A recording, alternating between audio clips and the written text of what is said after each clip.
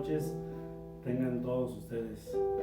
En estos momentos vamos a entrar en un momento de adoración y de alabanza al Señor, lo cual te pido que lo que estés haciendo lo dejes de hacer y vamos a entrar en estos momentos a la presencia del Señor, a alabarle, a bendecir su nombre. Yo creo que todos tenemos muchas cosas por la cual agradecerle a Dios en tu vida. Te ha bendecido en grande manera en tu trabajo. Todo vamos a agradecerle a Dios por medio de la alabanza y de la adoración. Señor y Dios y Padre nuestro que estás en el cielo, en la tierra y en todo lugar, en estos momentos, Padre, venimos ante tu presencia para agradecerte, Señor, todas las bendiciones que has puesto sobre tus hijos, Padre Celestial. Mira, Señor, pon en el corazón de tus hijos esa disposición, Señor, esa necesidad de estar cerca de tu presencia, Señor, para alabarte y bendecir tu nombre, Padre Santo, tú que eres el Rey de Reyes y Señor de Señores. Gracias, Señor, por todas las bendiciones que hasta hoy nos has dado, Señor, y por todas las bendiciones que nos tienes preparadas, Señor, de aquí hasta que tu santa voluntad sea, Padre Santo. Gracias, Señor, en el nombre de Cristo Jesús. Amén.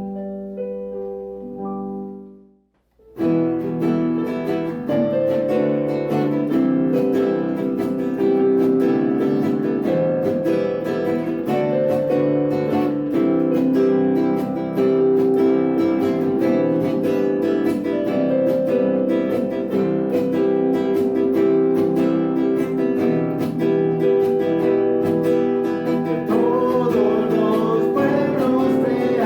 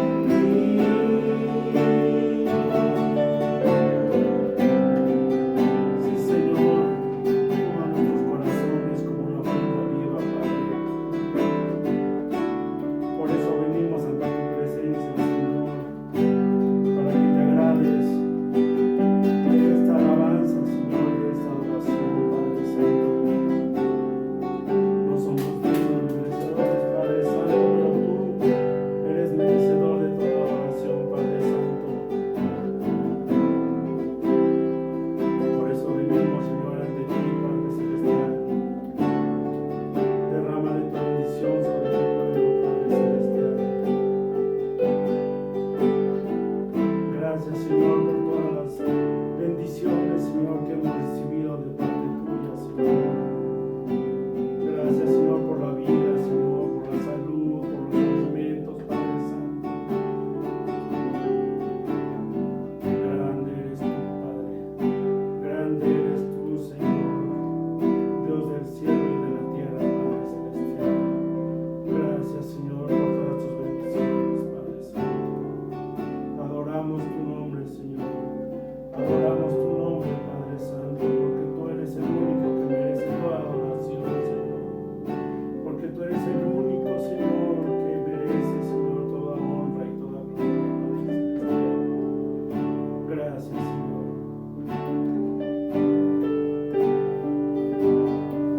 Porque tú eres mi Dios, eres digno de adoración. Una ofrenda de amor seré para ti. Para ti.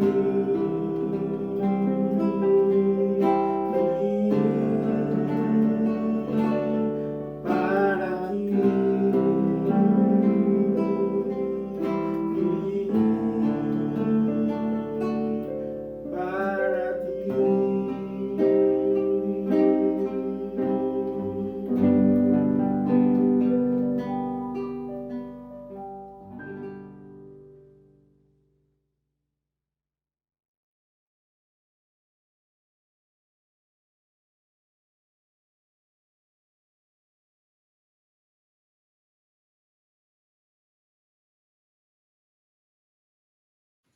Buenas noches, es un gusto saludarles, desearía poder darles un abrazo, pero tenemos que seguir esperando para reunirnos nuevamente.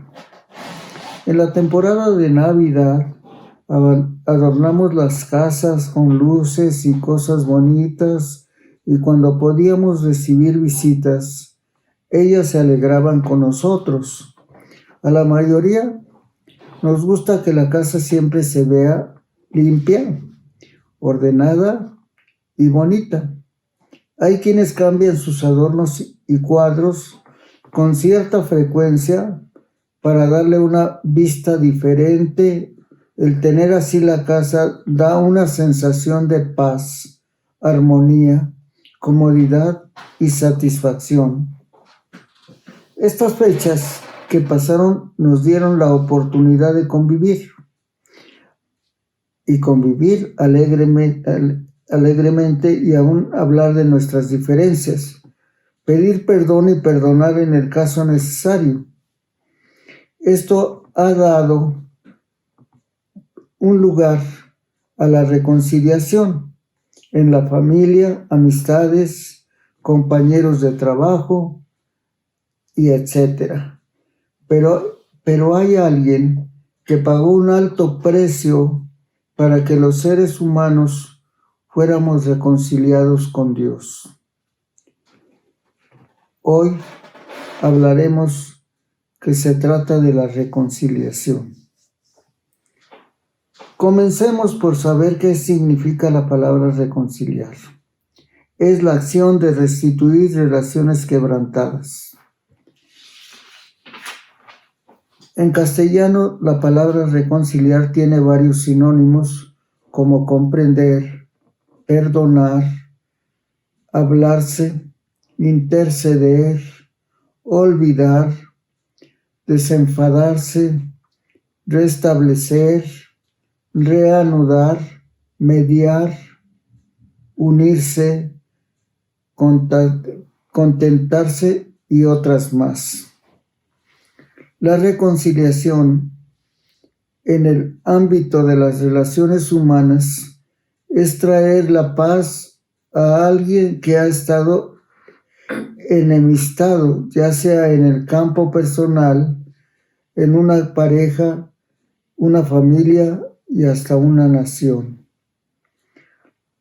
La reconciliación en el ámbito de las relaciones humanas es traer la paz a alguien que ha estado enemistado, ya sea en el campo personal, en una pareja, una familia y hasta una nación.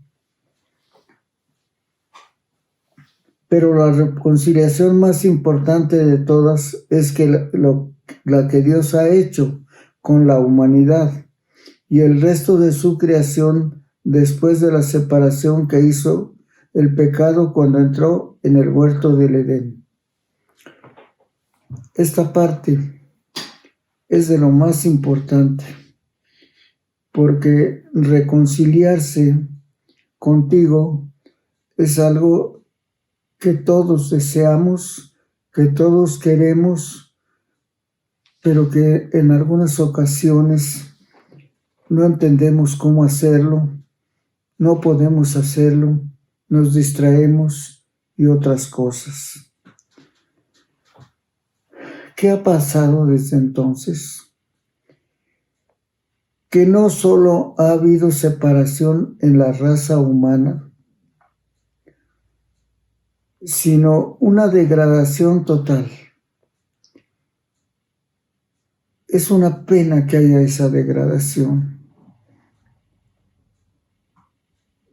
La creación retrocedió a niveles como estuvo desde el principio, desordenada y vacía, y ahora está gimiendo por su liberación.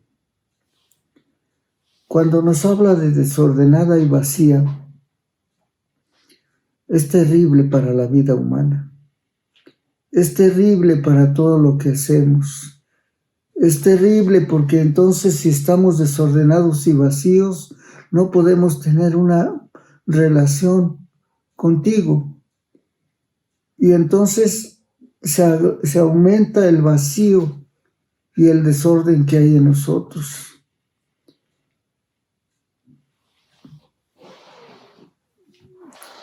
Vamos a leer Romanos 8, 19 al 22. La creación entera espera impaciente que Dios muestre a todos que nosotros somos sus hijos. ¡Wow! ¡Qué privilegio tan grande tenemos! Fíjate nada más. Somos sus hijos. Y un padre ama a sus hijos. Los cuida, los guarda del mal, los impulsa para que sean cada día mejores personas. Pues toda la creación está confundida, y no por su culpa, sino porque Dios así lo decidió. Pero a la creación le queda todavía la esperanza. Y nunca debemos perder la esperanza. La esperanza nos ayuda a mirar hacia el futuro, a mirar lo que debemos hacer y cuándo. Y por eso me parece que tendremos mayores cualidades. En el verso 21 nos habla de ser liberados de su destrucción. Tiene la esperanza de compartir la maravillosa libertad de los hijos de Dios. Me parece muy importante cuando nos dice que ser liberados de su destrucción. Y me parece de lo más importante. Nadie quisiera ser destruido. Nadie quisiera destruir. En el verso 22 nos dice que nosotros sabemos que la creación se queja y sufre de dolor, como cuando una mujer embarazada está a punto de dar a luz. Cuando dice que nosotros sabemos que la creación se queja, me parece que es bastante terrible, porque no es necesario quejarse, sino aprender cada día mejor. Pero, ¿cuál es la buena noticia de este pasaje? Bueno, que Dios no ha abandonado su creación a su propia suerte.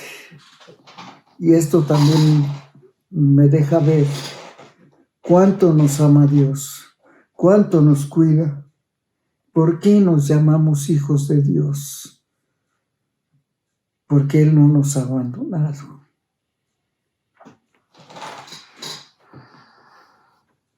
Y también no nos ha abandonado a nuestra propia suerte. A lo largo de los siglos, desde que el hombre se desligó por primera vez del compañerismo divino, Dios nos mostró el plan que había mantenido en secreto y que había decidido realizar por medio de Cristo. ¡Qué gran privilegio! Tenemos un tremendo privilegio de la realización por medio de Cristo. Cuando llegue el momento preciso, Dios completará su plan y reunirá todas las cosas tanto en el cielo como en la tierra, y al frente de ellas pondrá como cabeza a Cristo. Hay nada mejor que tener como cabeza a Cristo. Él nos protege, nos guía, nos guarda, nos impulsa, nos da vida y nos da amor. Esto lo puedes leer en Efesios del 9 al 10. La reconciliación debe verse como el tema más importante y el único por el cual se dará la nueva creación. Cuando nos habla de la nueva creación, me cuesta trabajo comprender qué significa la nueva creación, pero con la revelación que Dios haga a mi corazón, lo podré entender. Consideremos las razones de esta declaración. Es por medio de Cristo.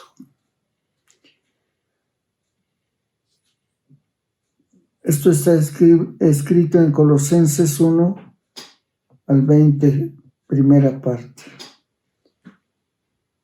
Y por medio de él reconciliar consigo todas las cosas, así las que están en la tierra como las que están en los cielos, haciendo la paz mediante la sangre de su cruz.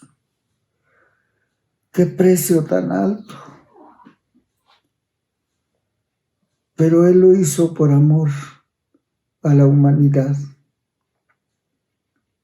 Este pasaje revela por qué Jesucristo sigue siendo preeminente sobre todas las cosas. Yo lo entiendo como porque Él es único. Él es el único que lo puede hacer. En los planes divinos, Dios no solo tuvo en mente la creación del mundo. Cristo es el medio por quien vinieron todas las cosas. No lo puedo comprender en forma total, pero sí tengo la seguridad de lo que dice Cristo. Es el medio por quien vinieron todas las cosas. Por favor, acompáñame a leer Colosenses 1, 18. que dice de la siguiente manera: y Él es la cabeza del cuerpo, que es la iglesia, Él que es el principio, el primogénito de entre los muertos, para que en todo tenga la preeminencia.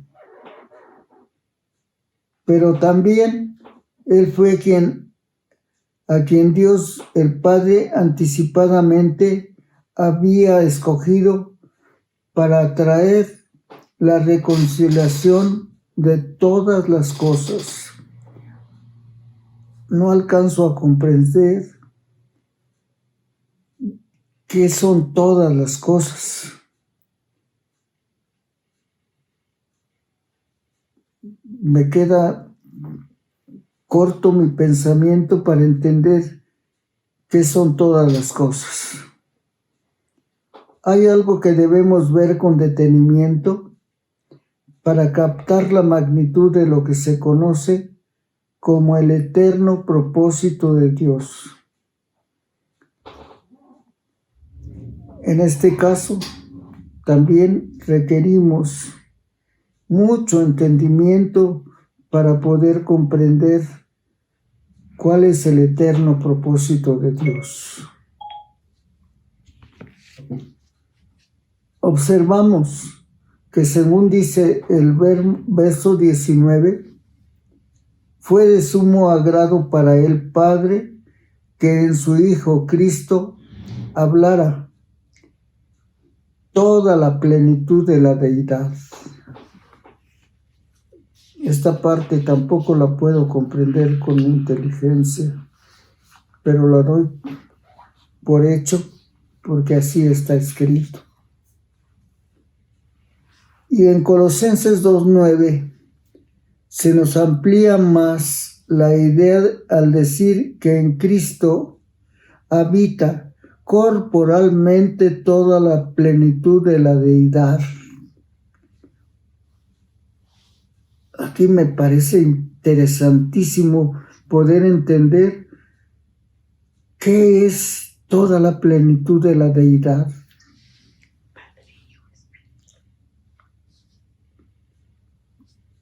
¿Qué significa esto para la declaración que sigue?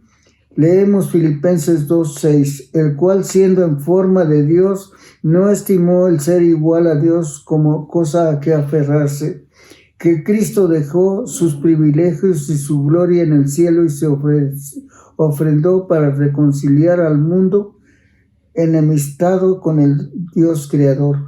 ¿Por qué Dios no escogió otro camino para hacer la paz con el hombre que se enemistó con él por causa del pecado? Cuando uno estudia el trabajo previo de Dios, se da cuenta cómo Él fue mostrándonos que el camino de la reconciliación estuvo teñido de sangre desde el principio, incluyendo el animal que fue sacrificado para cubrir la vergüenza que produjo el pecado en Adán y Eva, y luego todos los sacrificios cruentos que se ofrecían diariamente por los pecados conducían a un sacrificio mayor hasta que se llegó a la sangre de la cruz. Hablando de nuestra relación con Dios, es el restablecimiento de la amistad del hombre con Dios. El hombre, por su pecado, se encontraba separado de Dios, pero en la persona de Jesucristo, su Hijo, Dios mismo ofreció un camino hacia la reconciliación. Vamos a leer Colosenses 1 del 19 al 20. Por cuanto agradó el Padre que en él habita toda la plenitud y por medio de él reconciliar consigo todas las cosas, así las que están en la tierra como las que están en los cielos, haciendo la paz mediante la sangre de su cruz. El sacrificio de Cristo, única vía hacia la reconciliación, no cambia el carácter de Dios ni su actitud hacia el pecador de tal manera que las personas que rechazan la reconciliación que les ofrece Cristo siguen siendo enemigos de Dios. La reconciliación es una muestra del amor de Dios. En Efesios 2:4-6, que le pido que lea en su Biblia, nos dice: pero Dios, que es rico en misericordia, por su gran amor con que nos amó, aun estando nosotros muertos en pecados, nos dio la vida juntamente con Cristo. Por gracia sois salvos, y juntamente con Él nos resucitó, y asimismo nos hizo sentar en los lugares celestiales con Cristo Jesús. La exclusión temporal de los judíos del plan de Dios provocó la reconciliación del mundo gentil. En Romanos 11, 13, 15 leemos, porque a ustedes hablo gentiles, por cuanto yo soy el apóstol a los gentiles, honro mi ministerio. Por si en alguna manera pueda provocar a ellos a celos a los de mi sangre y hacer salvos a algunos de ellos. Porque si su exclusión es la reconciliación del mundo, ¿qué será su admisión sino vida de entre los muertos? Y llegamos al final, considerando la siguiente conclusión.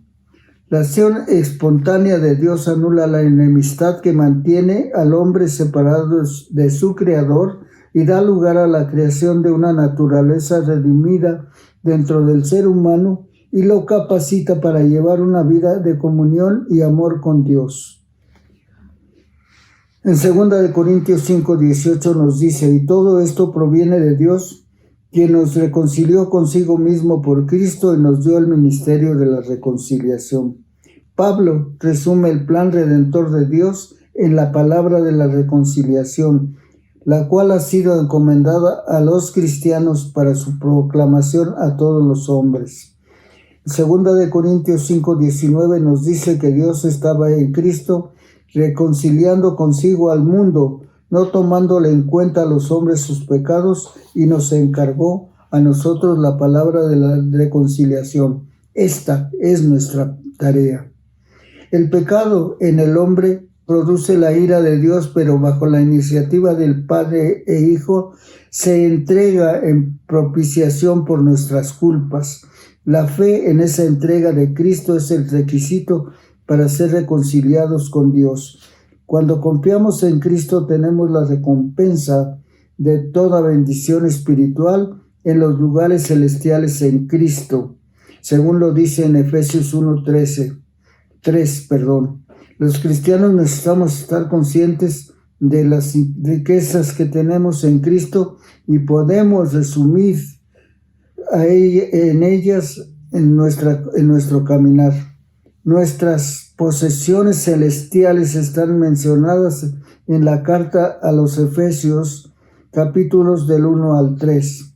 Somos escogidos, según el verso 1:4, adaptados, 1:5, redimidos, 1:7, herederos, 1:11, poder, 3:20, vida, 2:5 y ciudadanía en el cielo, que está escrita en Filipenses 3:20. Agradezco su atención y les pido que lo vuelvan a considerar, que lo vuelvan a escuchar, que lo interioricen, que sea parte de su decisión, que sea parte de su vida. Les agradezco profundamente estar escuchando esta disertación y les pido que tengan en cuenta que Dios los ama, o mejor dicho, que Dios nos ama. Y le damos gracias a Dios por esta oportunidad que nos da de estar en contacto con ustedes. Muchas gracias.